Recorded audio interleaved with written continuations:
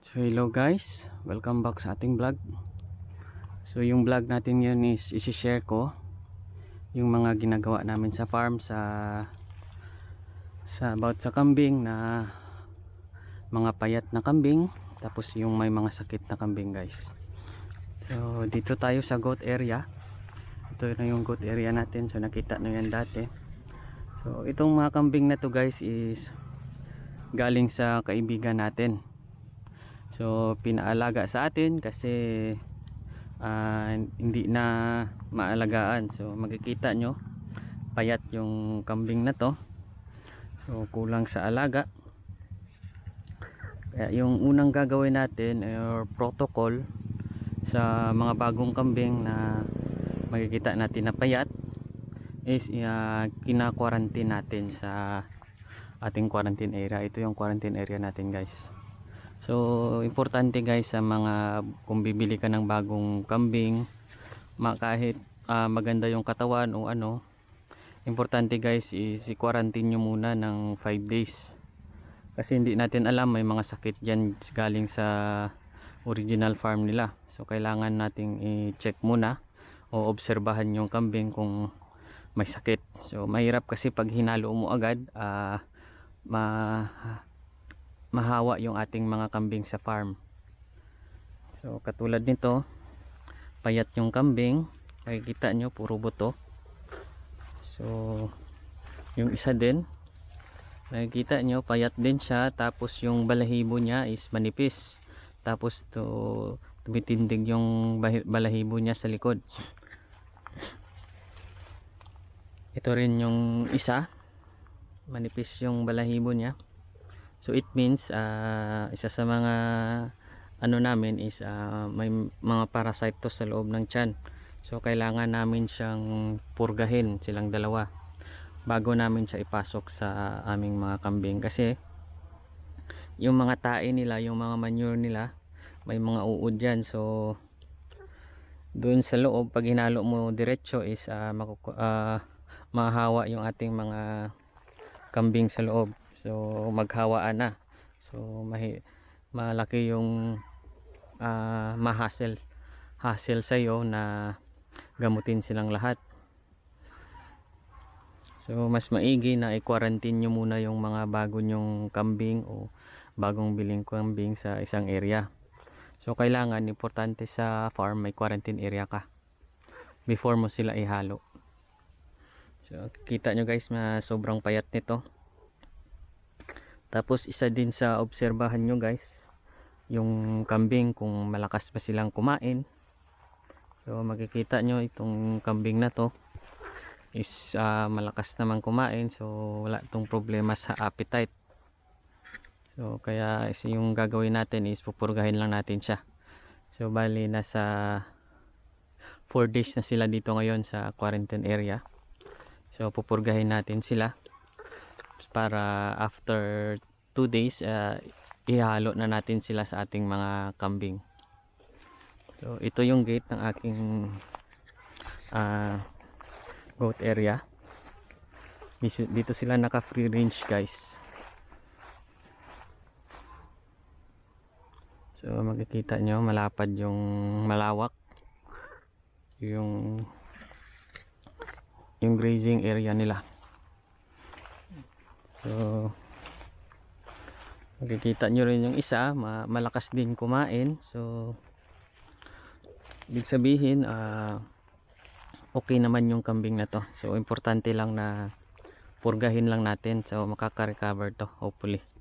So susubaybayan natin to guys, yung journey nilang dalawa para maka-recover. Tsaka hopefully after 2 months pwede na natin silang i-breed pag maka-recover. Isa din sa i-check natin guys yung mga manure nila, kung basa ba yung tae nila o nagda-diarrhea ba. So makikita natin yung mga manure naman nila. Ito yung manure nila. So okay naman yung manure nila, dry naman yung manure nila. So kailangan lang talaga natin ito sila is purgahin. So mamaya tatawag tayo ng tao para mag video. So yung gagamitin nating pampurga is oral. Ito yung gagamitin natin, ito yung tawag dito, balbasin. So yung pag-apply ng balbasin is 10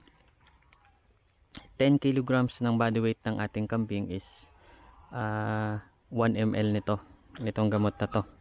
So ito siya, nasa 25 kilos. So bibigay natin is 2.5 ml. Bibigay natin sa kanya. Yung isa nasa 30 kilos yung 28 kilos pala yung body weight niya. So yung ibibigay natin is 2.8 ml lang yung papainom natin sa kanila. So mas maiging ipainom natin sa ating kambing is umaga, para at least wala pang laman yung mga tiyan nila. So ibibigay natin to. Kukuha lang tayo ng tao guys, pabalik tayo. So hello guys, dito na tayo. So nakay syringe na tayo. Ito yung syringe, 1 ml na syringe. So ito yung 2.5 ml. So papainumin na natin. Opo.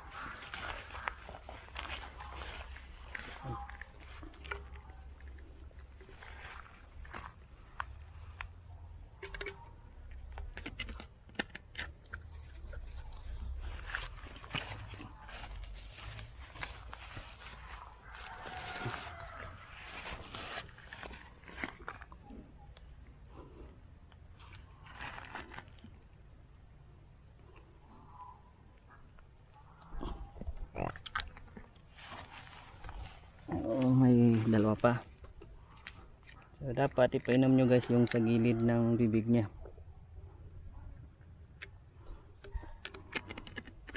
Ito na natin. So dito lang. Ito na ilalagay. Tapos isa pa.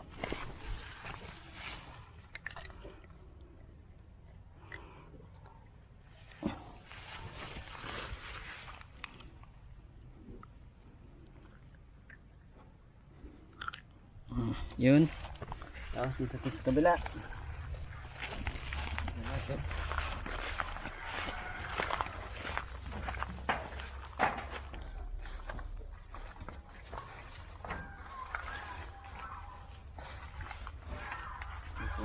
Hindi mainit.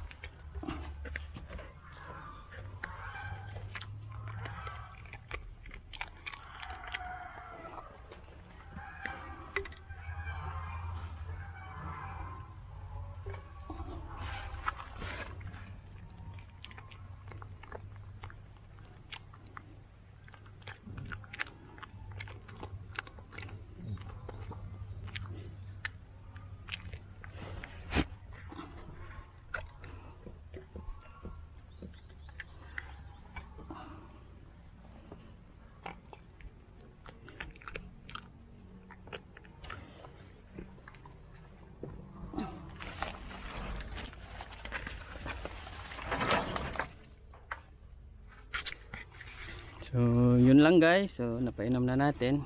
So observe lang natin siya for 3 days. Tapos ipapasok na natin sila sa goat area. So yun lang muna guys yung vlog natin. Tapos yung sobra, tago lang natin siya sa room temperature para hindi masira. So salamat.